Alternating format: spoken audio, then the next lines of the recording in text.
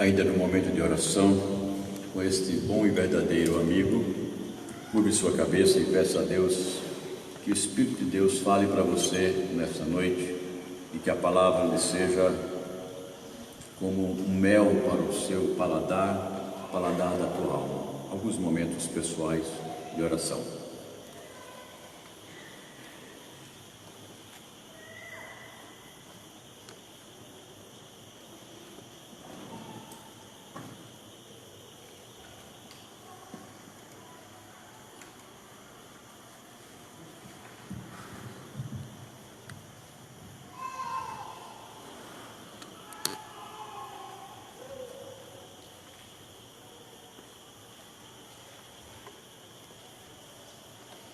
Fala, Senhor, Tu que és nosso amigo, um bondoso amigo, que a Tua palavra venha direto ao nosso coração. Em nome de Cristo assim oramos. Amém. Se você já leu o livro de Atos dos Apóstolos, você descobriu algumas revelações muito importantes sobre aquela igreja que começou na cidade de Jerusalém. Começou com apenas 120 pessoas e depois se expandiu de uma forma quase que exponencial, muito forte. No primeiro discurso de Pedro, se converteram, se juntaram aos cristãos. Na verdade, nesse primeiro discurso, sabemos que foi em Pentecostes, então muitos daqueles judeus não eram de Jerusalém. Com isso o Evangelho se espalhou para muitos lugares, mas houve um outro discurso de Pedro, em que cerca de 5.000 pessoas da cidade de Jerusalém tomaram a sua posição acerca da fé em Jesus Cristo.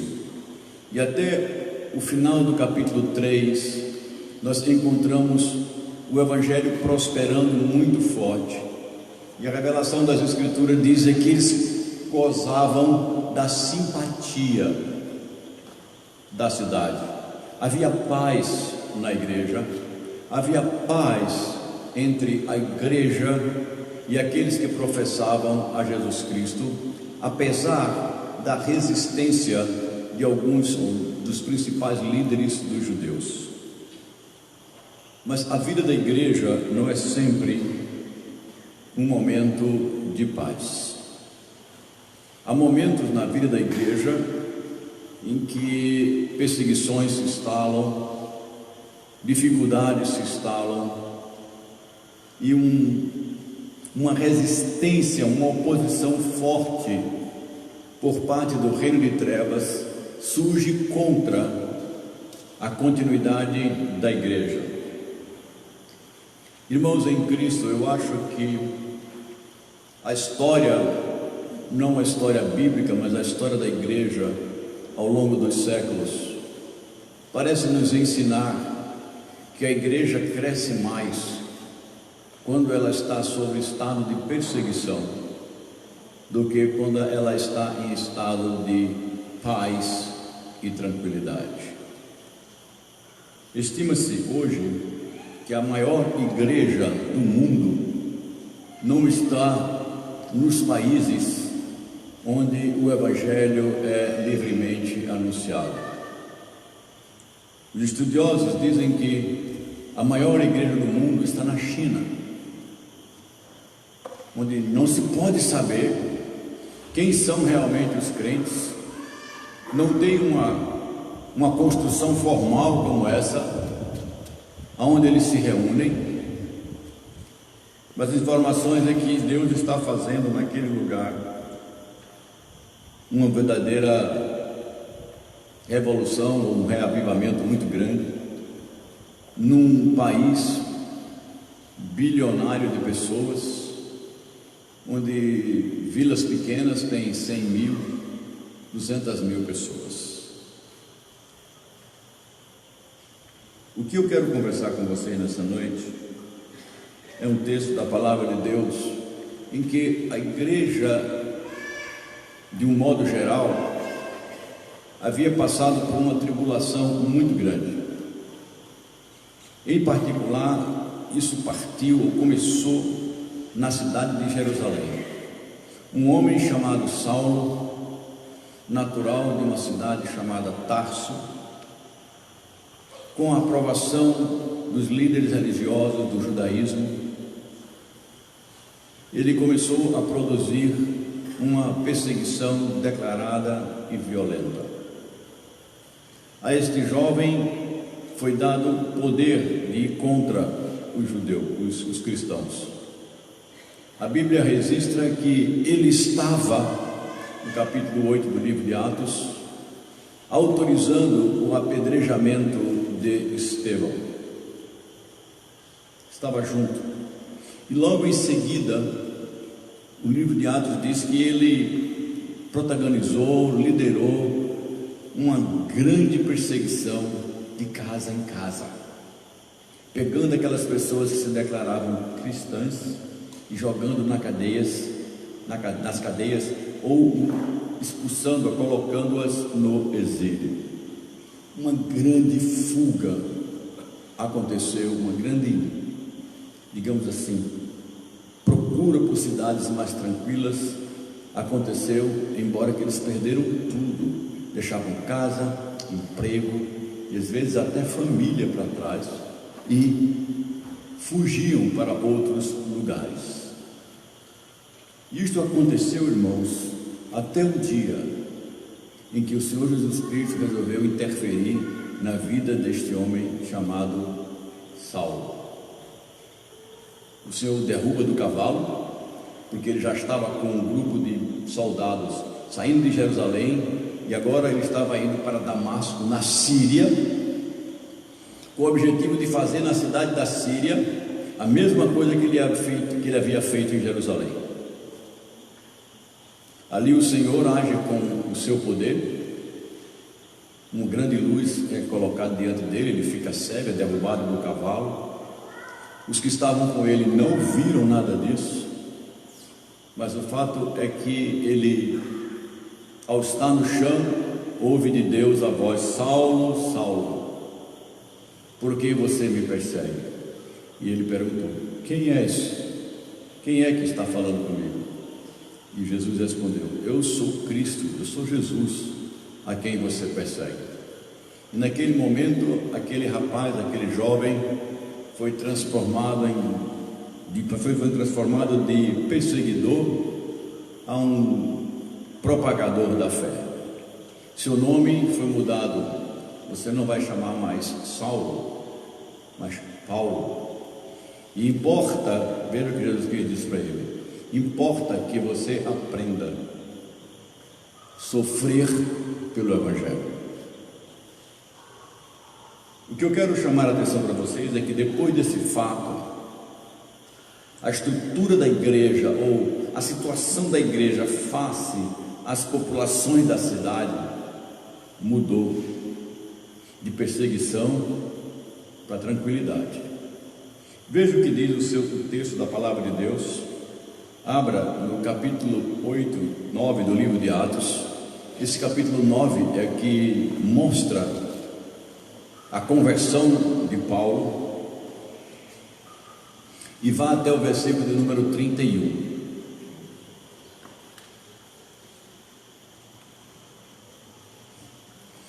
Eu acabei de dar para vocês a estrutura,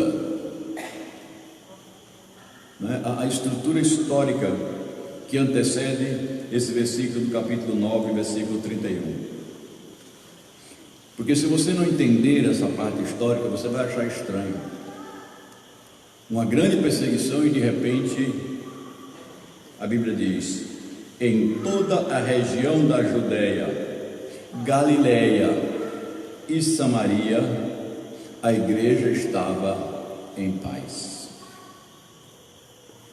Ela ficava cada vez mais forte, crescia em número, com a ajuda do Espírito Santo, e mostrava grande respeito pelo Senhor Jesus Cristo.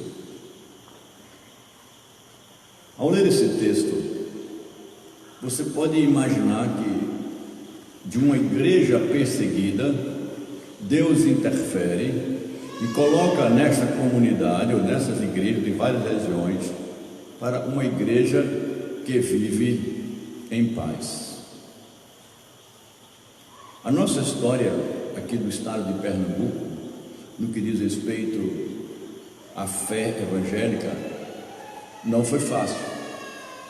O primeiro pastor presbiteriano, quando começou o trabalho de pregação da fé evangélica, o local era ali na Rua do Imperador, onde hoje é o Gabinete Português de Leitura. Por diversas vezes ele teve que interromper o culto, porque um grupo de pessoas foram lá querendo jogar todos os que estavam na reunião no rio. E o Capibaribe fica bem pertinho do outro lado. No interior de Pernambuco, na cidade de Limoeiro, um missionário da Igreja Batista pegou o trem e resolveu pregar na cidade. As pessoas daquela cidade de Limoeiro souberam que vinha um pregador chamado protestante. Quando ele desceu do trem, perguntaram se ele era o pregador protestante. Ele pensou que isso era um campo aberto, se identificou como tal. Esse homem foi surrado, maltratado, colocado dentro de um saco, e fora do saco era assim: é assim que tratamos protestante, e mandado de volta para o Recife no mesmo trem que veio. Não foi fácil declarar a fé no Senhor Jesus Cristo, como nós evangélicos, de fidelidade às Escrituras, gozamos da liberdade que hoje temos. No passado isso não existia. Entretanto, a nossa perspectiva de vida nos grandes centros, nas grandes cidades da realidade, não mais pernambucana, mas brasileira, tem um paralelo com o que está sendo descrito no livro de Atos. Em toda a região da Judéia, Galileia e Samaria, a igreja está em paz. Temos no Brasil uma igreja em paz. E aí eu vou dizer por que eu falei da igreja da China. Porque, irmãos, particularmente não tem nenhum versículo da Bíblia para dizer isso, é uma leitura pessoal. Eu considero mais perigo para a igreja quando tudo vai bem, do que quando para ser cristão se exige algum sacrifício ou dano ou perda. É como se nós vivêssemos igreja de uma forma mais periférica. É como se igreja não fizesse parte do nosso interior. E no momento da perseguição, ou você é igreja por convicção e fé, porque a tua vida, teu conforto, tua estrutura de ser está em risco, e aí você vai ter que decidir quais são as prioridades. Você é crente por prioridade? Você é servo de Deus por prioridade? Ou crente por comodidade? O que me chamou a atenção no texto que vamos meditar nesta noite é que a igreja de Jerusalém não era uma igreja que estava trilhando esses passos da comodidade. A igreja estava em paz com as cidades, a igreja estava em paz com as pessoas com quem convivia. Mas há 4 aspectos nesse versículo pequeno que mostram os fundamentos de uma igreja que vive em paz na cidade onde mora. O que ela faz? E olhando esse versículo e analisando as suas partes e o relato bem breve, mas bastante objetivo, é que nós, como igreja do século 21, vivendo num país onde a nossa comunidade tem paz no contexto onde está plantada, precisamos aprender a aproveitar. Veja essas 4 características, ou digamos assim, 4 fundamentos de uma igreja que está em paz com a cidade onde ela existe e que, pela amizade de relacionamento pacífico com essa comunidade, ela tem a sua atuação. O texto começa dizendo: ela ficava cada vez mais forte.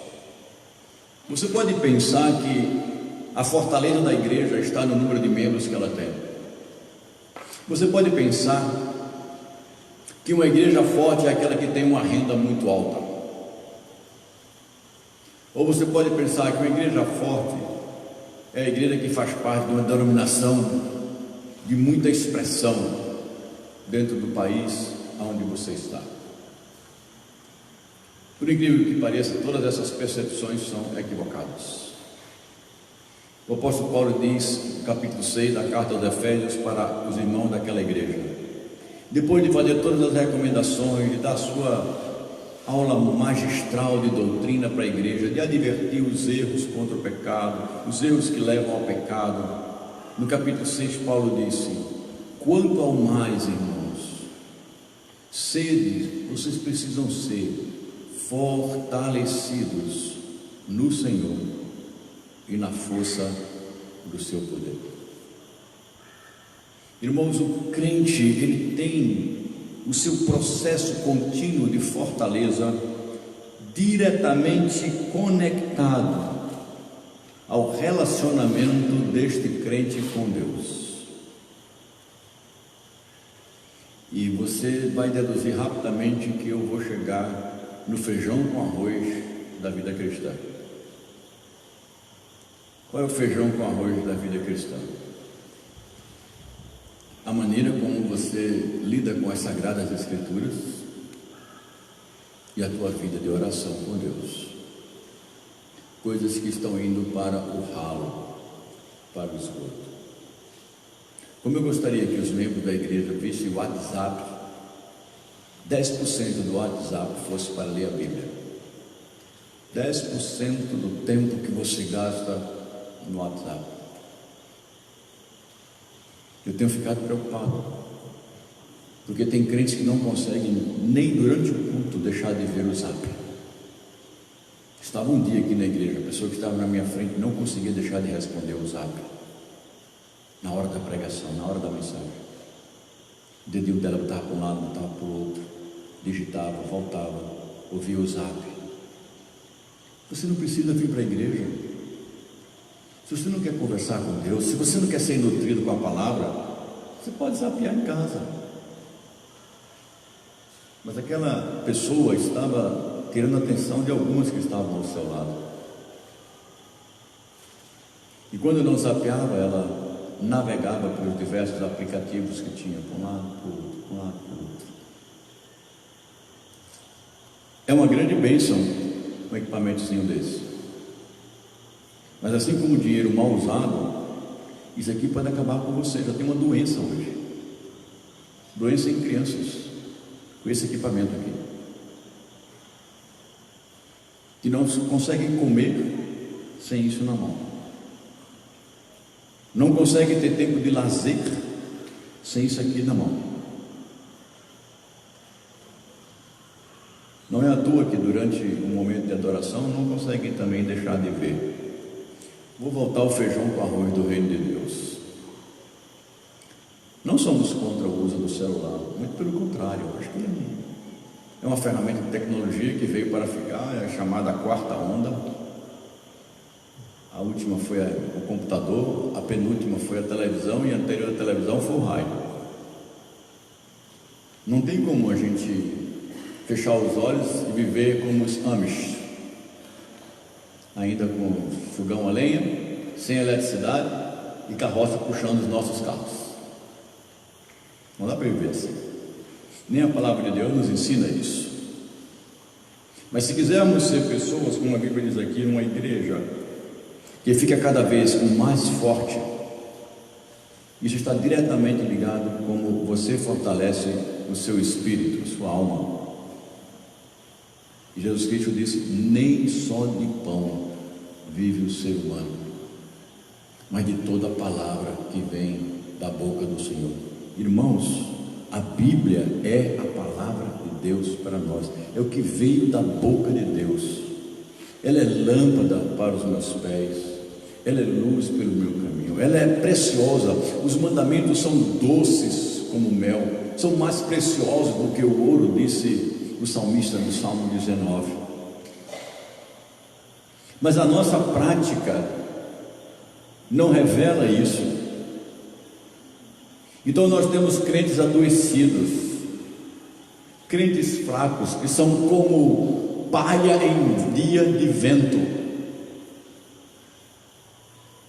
E quando temos aqueles dias de grande ventania, o que nós vemos mais na rua não são carros voando, são folhas secas, palha rodando e sendo levadas de um lugar para outro. O apóstolo Paulo disse: quem é fraco na doutrina, quem é fraco no conhecimento da palavra de Deus, é como criança que é levada por qualquer informação. Se você pegar uma criança pequena, você acaba de ver um boi voando aqui, olha, um boi está voando, venha. Ela vai e vai dizer: onde? Cadê o boi? Cadê o boi? Ela acredita, é criança. O apóstolo Paulo disse para a igreja de Corinto: vocês são crianças na fé.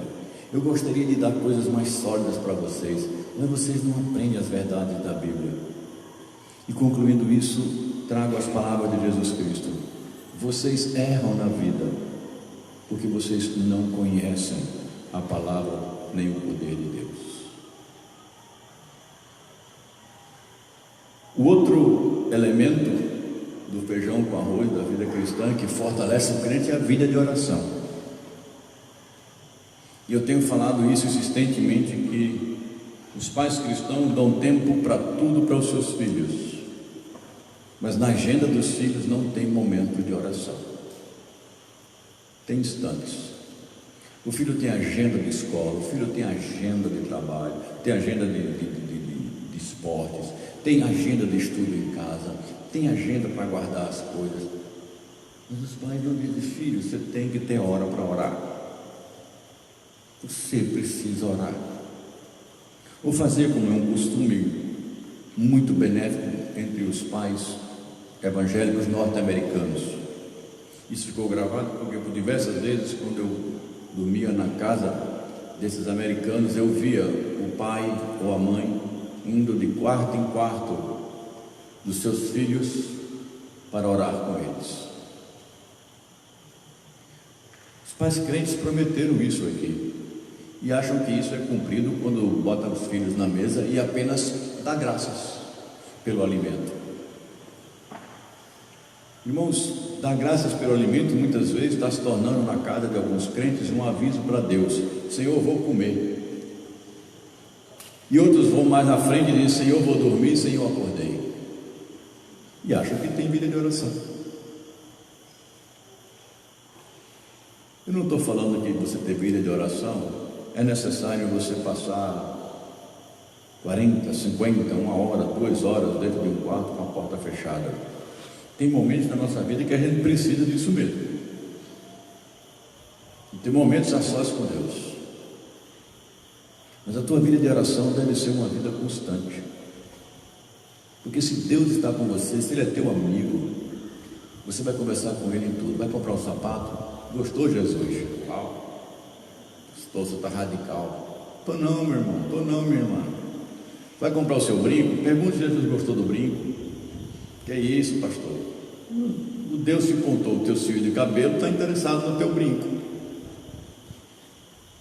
Porque tem gente que pensa que eu só converso para Deus para marido, esposa, compra de carro, apartamento, trabalho ou vestibular. Fora disso eu não preciso de Deus. A igreja ficava cada vez mais forte. E eu associo isso entrando no segundo aspecto. Por que eu digo que essa fortaleza era uma vida de comunhão e de intimidade com Deus. Por causa a última frase que está no seu versículo 31 e que eu trago para o item 2 para comparar. E diz assim: essa igreja mostrava grande respeito pelo Senhor. Irmãos, Lucas escreve este relato aproximadamente 20 a 30 anos depois desses fatos terem acontecido. E ele faz uma pesquisa,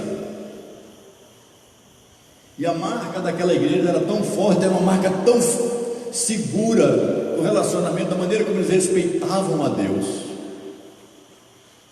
que mesmo décadas depois, a igreja ainda deixava a sua marca de vida, que respeita grandemente o Senhor Jesus. Na verdade, essa palavra traduzida na linguagem de hoje, traduzida como grande respeito, literalmente seria temor, e que tem uma raiz de medo mesmo, não é só de respeito, não. Tem uma raiz de medo. É porque a igreja tinha na mente a concepção adequada acerca de quem era Jesus, de quem era a pessoa do Senhor Jesus Cristo, do Deus eterno, do Criador de todas as coisas, daquele que tem autoridade para fazer alguém viver ou fazer alguém morrer. Jesus Cristo disse: não tenha medo de quem pode matar o seu corpo, mas de quem pode botar a sua alma no inferno, tenha medo. Só Deus pode fazer isso. E a igreja sabia que a comunidade dos salvos, a comunidade dos crentes, é o corpo de Cristo. Eu e você, se fazemos parte da família de Deus, nós fazemos parte do corpo de Cristo, onde Ele é o cabeça. E você, como membro, ou você honra o cabeça, ou você desonra.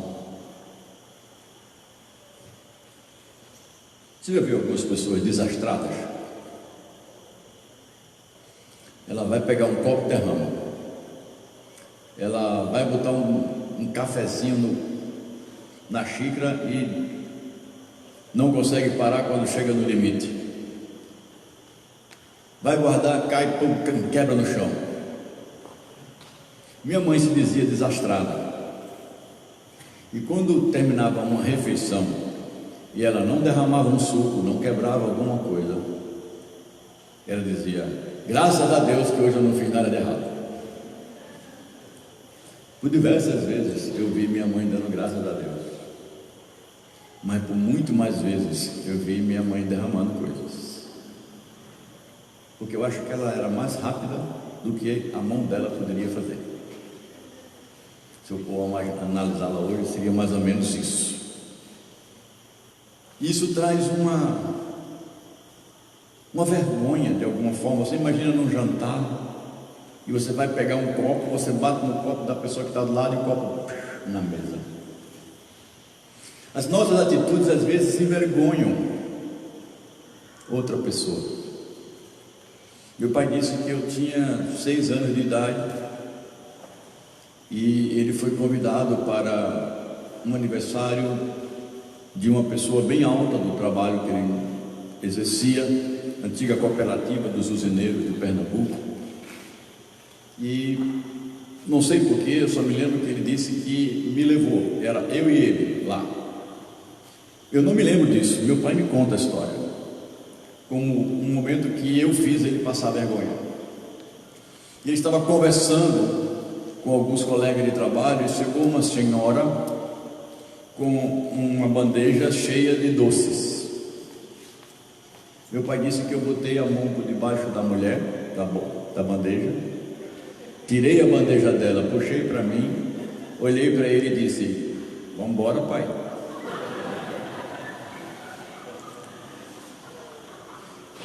Nossa, eu como pai, eu digo: não, filho, é para tirar só um. mas a vergonha já foi.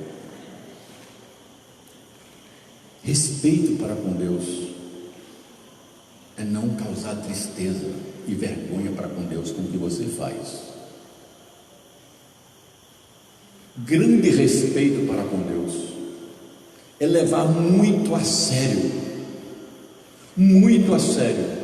não desonrar o nome do nosso Deus, como eu visto, como eu falo, como eu procedo, em todas as áreas que eu convivo.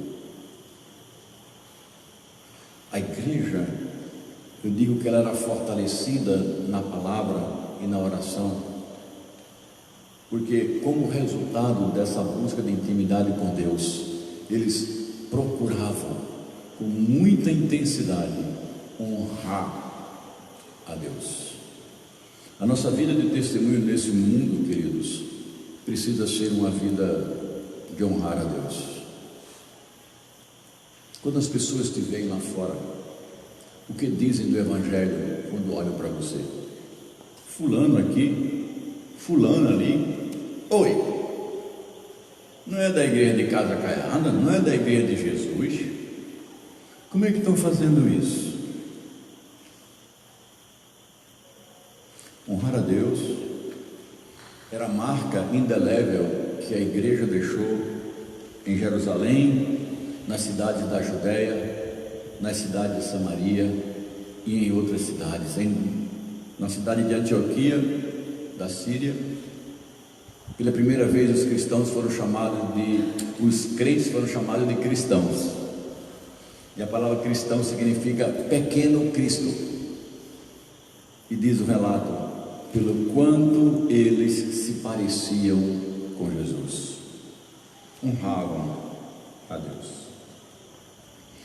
O terceiro aspecto, queridos, de uma igreja que é forte na palavra, na oração, na comunhão com Deus, e que busca com intensidade honrar, temer ao Senhor, porque o temor ao Senhor é o princípio de toda a vida sábia. Está escrito em Provérbios 1:7. Vai desaguar inevitavelmente nesse terceiro aspecto que está relatado no texto. Deus deixou para nós, igreja dele, a responsabilidade de sermos o povo continuador da sua obra missionária no mundo. Deus deixou para a sua igreja, povo a quem ele chamou das trevas para a sua luz.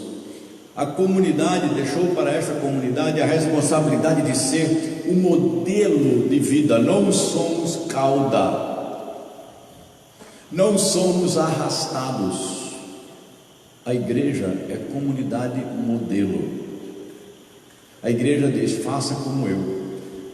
Mas parece que nós hoje estamos trabalhando ou vivenciando mais na cópia do que os outros fazem, do que de fazermos para os outros copiarem. Eu estou falando isso, irmãos, porque a gente, ao perceber essas responsabilidades que Deus deu para nós possamos ser falsamente enganados. Estou usando aqui um pleonasmo bem forte. Sermos enganados por uma doutrina falsa, de que depende de você os frutos que a vida cristã gera, sejam eles quais forem. Não depende de você a sua igreja crescer, não depende de você o seu vizinho crer, não depende de você ter graça e bênção diante de Deus. Não depende de você. Isso na Bíblia é chamado doutrina da providência. Deus é o nosso provedor. Ele é aquele que dá e tira as coisas da nossa vida. E Paulo chega a dizer: você tem de Deus o suficiente para comer, tem de Deus o suficiente para viver e para vestir. Se contente, porque quanto mais Deus coloca na tua mão, maior é a tua responsabilidade de agir para o reino de Deus. grave o que eu estou dizendo, quanto mais recursos materiais Deus colocar na tua mão, mais responsável você é diante de Deus com o reino dele aqui nesse mundo. E havia naquela igreja um exemplo maravilhoso. Ele diz: com a ajuda do Espírito Santo.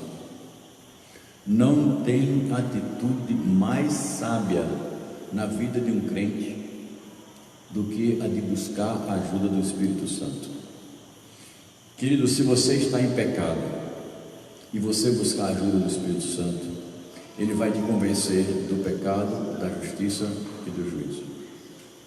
Se você não está lendo a Bíblia e vai buscar a ajuda do Espírito Santo, a Bíblia diz que ele vos fará lembrar todas as coisas que Jesus Cristo ensinou. Se você está com dificuldade de orar e vai buscar a ajuda do Espírito Santo, a Bíblia diz que o Espírito Santo nos ajuda nas nossas fraquezas, porque não sabemos orar como convém. Se estamos em dificuldades em passar por uma doença e fomos buscar ajuda, a Bíblia diz que nele encontraremos ajuda em todo o tempo e conforto para as horas difíceis. Se a nossa fé está variando e temos dúvida do que Deus tem preparado para nós, a Bíblia diz: o Espírito de Deus diz ao nosso espírito que somos filhos de Deus, e nós podemos dizer: Deus, meu Pai. Não tem atitude mais sábia do que buscar a ajuda do Espírito Santo. Esta igreja em tempo de paz, além de ser uma igreja que fortalecia na fé, na pureza, no amor, na palavra, na oração e na comunhão, era uma igreja que respeitava a Deus, mas não se achava a igreja. Era humilde para entender que, apesar de ser uma igreja que busca fazer a vontade de Deus, precisava da ajuda do Espírito Santo. Quantas vezes você tem pedido a ajuda do Espírito Santo na tua vida? Porque todas as vezes que você se aproximar do Espírito Santo pedindo de ajuda, ele vai tocar no ponto principal. Às vezes nós chegamos para um médico dizendo: doutor, o meu problema é que eu estou engordando demais. Aí o médico faz o exame e diz: não, o seu problema não é que você está engordando, não. Você tem um problema de tireoide. Você vai comer pouco e vai continuar engordando enquanto não tratar. Às vezes a gente pensa que é uma coisa, mas aquela pessoa que sabe mais nos orienta muito. O Espírito de Deus sabe todas as coisas, porque Ele é o próprio Deus. O Espírito de Deus é aquele que nos orienta da melhor maneira, porque Ele é dono do futuro. E o Espírito de Deus tem o mesmo poder de Deus, porque Ele é o próprio Deus agindo e morando conosco. Não seria outra a quarta e última característica daquela igreja que vivia em amizade com a cidade onde ela estava plantada? Olha o que diz a Bíblia: a igreja crescia em número de pessoas.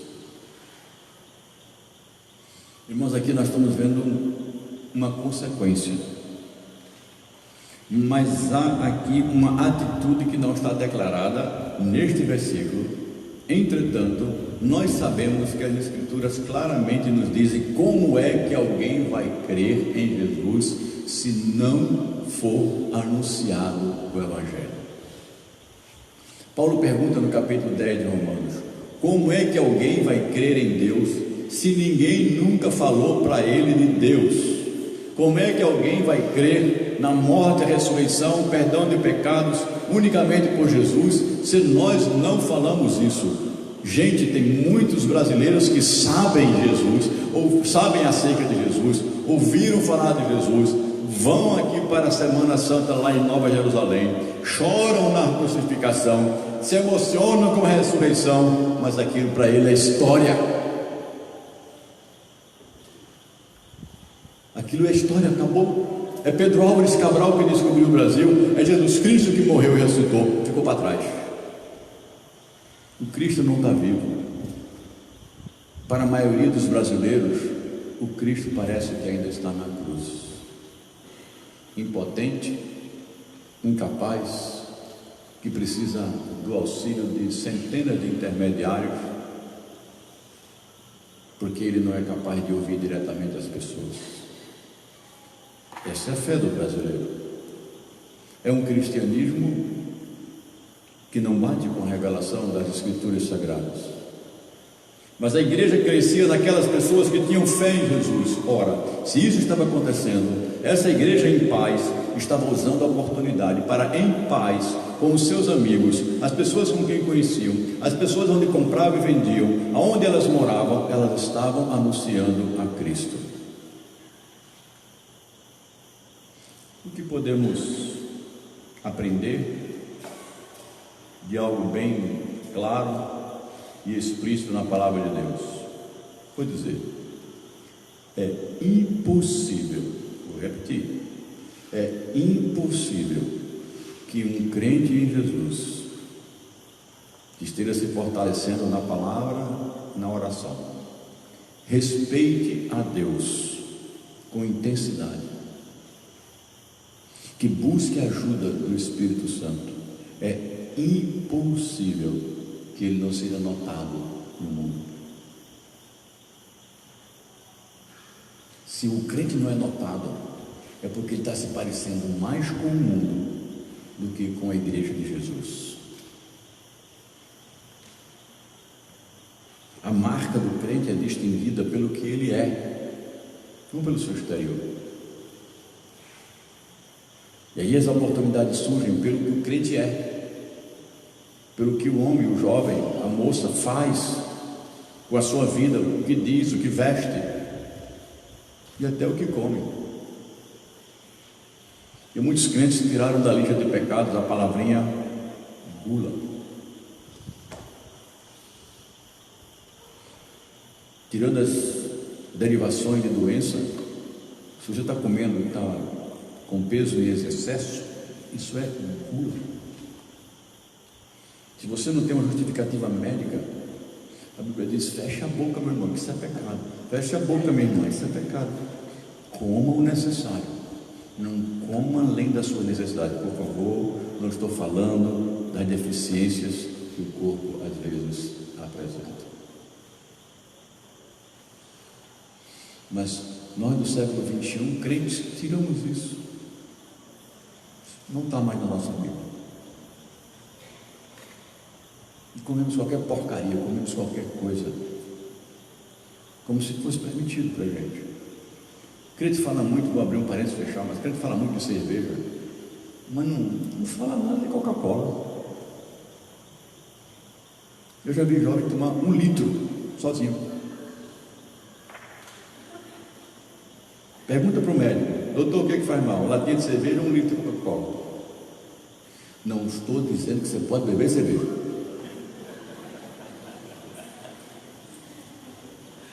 Não use minhas palavras indevidamente. Hoje pela manhã eu tive que falar para os novos membros da igreja, os que estão candidatos. Se você tomar uma lata de cerveja e for parado por uma blitz do Detran, o que acontece com você? Está preso. Porque uma lata de cerveja não é Coríntios capítulo 4, versículo 12, não. É código de trânsito que foi feito pelo mundo. Ele está dizendo que uma lata de cerveja, você não é mais você. Portanto, proibido está de dirigir. Você não está nas suas habilidades normais. Aí entrou a Bíblia: todas as coisas me são lícitas, mas eu não me deixarei dominar por nenhuma delas. Eu não quero ser dominado por cerveja. Não tomo. E sem álcool, pode tomar, é suco de cevada. O problema nós sabemos que é o álcool. Fechei o parênteses. Modelo do mundo. Porque parece, irmãos, que o nosso testemunho na igreja, ou da igreja no mundo, é uma lista de proibições. A nossa marca de crente hoje, por incrível que pareça, você é crente, então você não bebe, não joga, não fuma, não vai para teatro, não ouve música popular, e se for para a praia é para tomar banho de calça comprida.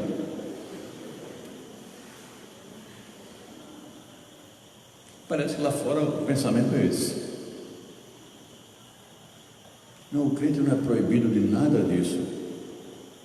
Eu costumo dizer, se você encontra algo melhor, por que ficar usando o pior? O servo de Deus encontrou em Deus algo precioso. Ele respeita a Deus porque seguir a Jesus é o mais fascinante projeto de vida. Por que vai ir para projetos que não valem a pena? Por que se dedicar-se a prazeres que são efêmeros e me machucam? E sabendo que Deus me dá prazeres que vão continuar aqui, estão prazeres aqui e que vão ter consequências para a eternidade. Mas o foco da igreja, a igreja marcou as cidades por uma igreja firme nas escrituras e na oração, por uma igreja que sabia que precisava respeitar e temer ao Senhor, por uma igreja debaixo da unção do Espírito Santo, pedindo ajuda a Ele, por uma igreja que falava de Jesus. E Deus usou essas coisas como marca da evangelização para fazer a igreja crescer. Eis aí, meus irmãos, os fundamentos da evangelização de uma igreja que convive em paz na cidade, e é o nosso caso. O que está faltando em você? Curve sua cabeça e responda uma pergunta. Se toda a igreja do Senhor Jesus Cristo no Brasil agisse como eu ajo, que igreja nós teríamos diante de Deus? Você? Vou perguntar de novo. Se toda a igreja no Brasil, toda a igreja evangélica no Brasil tivesse o perfil que você tem para a tua vida hoje, que tipo de igreja nós teríamos?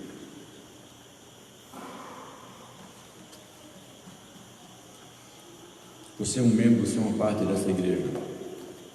E o impacto do todo começa com o impacto de cada parte.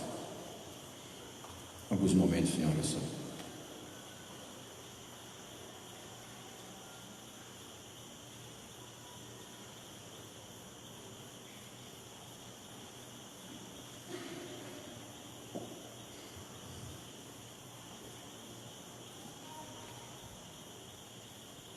Se você está falhando na obra de ser modelo de Cristo e canal da graça para falar de Jesus, peça perdão hoje a Deus. Mas também assuma aqui os custos de, em tempo de paz, ser canal da graça, ser modelo no respeito para com Deus, levar a sério sua vida cristã e buscar a ajuda do Espírito Santo. Ouve, ó Deus, a oração do teu povo que foi feita aqui neste lugar. Tu que conheces o nosso coração, tu que nos conheces por dentro, responde segundo o teu infinito saber, a tua imensa sabedoria. Dá-nos a graça que precisamos.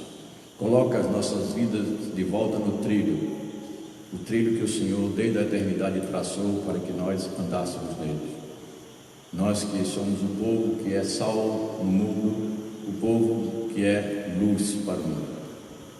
Que o Senhor cuide de nós, que o Senhor tenha misericórdia de nós, que o Senhor nos dê a unção do Espírito para sermos uma igreja que em tempo de paz multiplica, através dela, pela graça de Deus, o número dos que são salvos.